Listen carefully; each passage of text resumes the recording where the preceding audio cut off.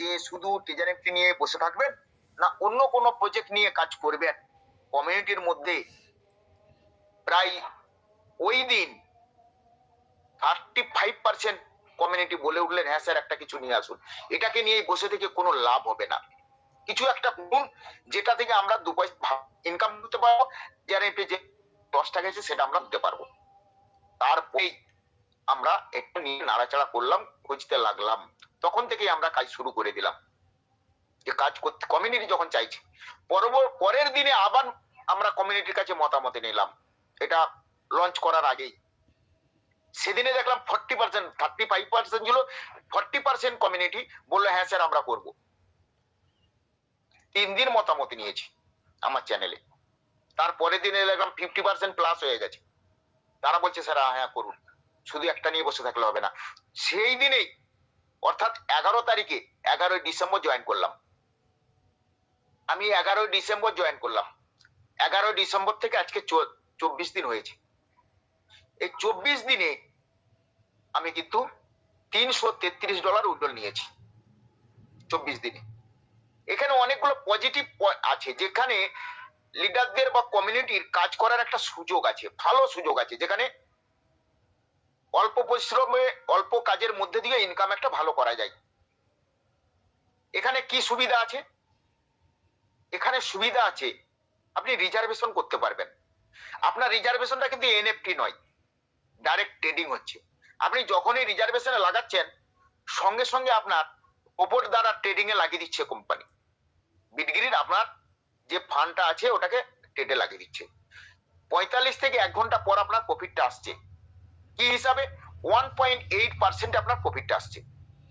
এবং সেখানে আর কি দেখতে পাচ্ছেন না, ওখানে একটা 1.8 ঠিকই হয়তো আপনার 400 ব্যালেন্স আছে, তাহলে 4 আর 72 $7 7.2 পাবেন, কিন্তু না 7.2 পেতে পারেন অথবা সামান্য কম হতে পারে। কেন না, ওখানে ওই জন্যই বলা আছে যেহেতু ট্রেডের ব্যাপার।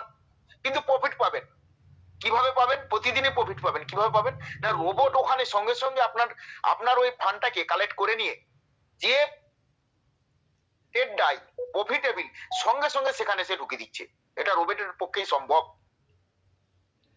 তো ওখানে এক্সপেক্টেড আর্নিং বলা আছে। এক্সপেক্টেড আর্নিং মানে সম্ভাব্য প্রফিট ইনকাম, সম্ভাব্য ইনকাম। তার মানে 7.2 হতে পারে, সামান্য কম হতে পারে, বা সামান্য বেশিও হয়ে যেতে পারে, বলা যাবে না।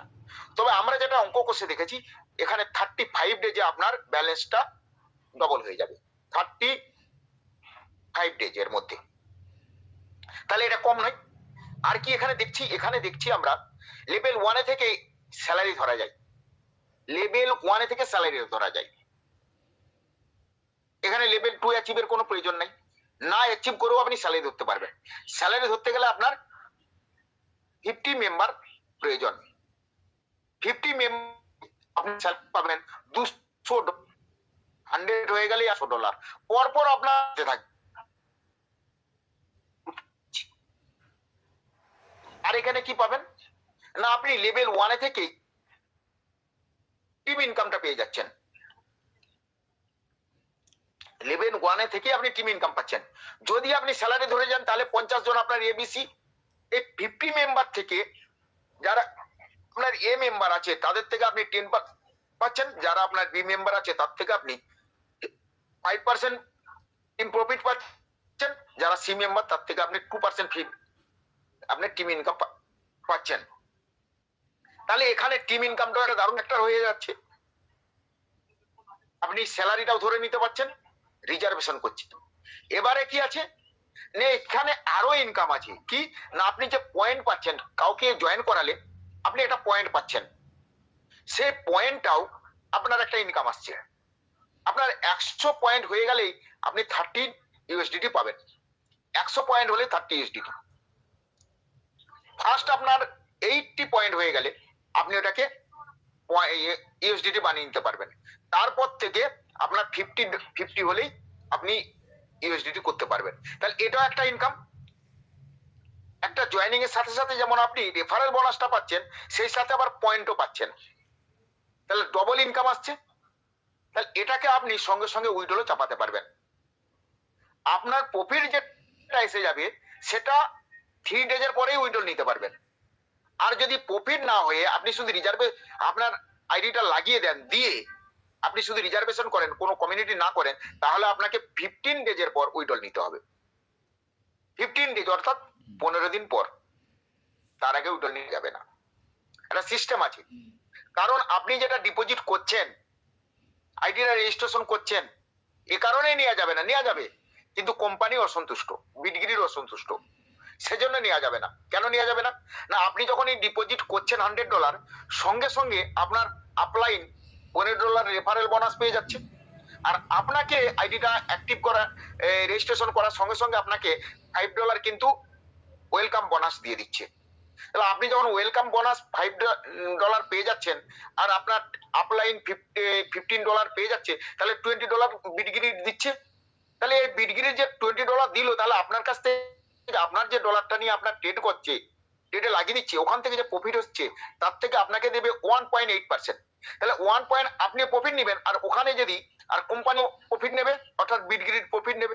তাহলে আপনারটা যদি না ট্রেডিং এ লাগাতেই পারলো, তাহলে আপনার যে $20 দিয়ে দিল দুজনকে মিলে, এটা কোথা থেকে উঠবে?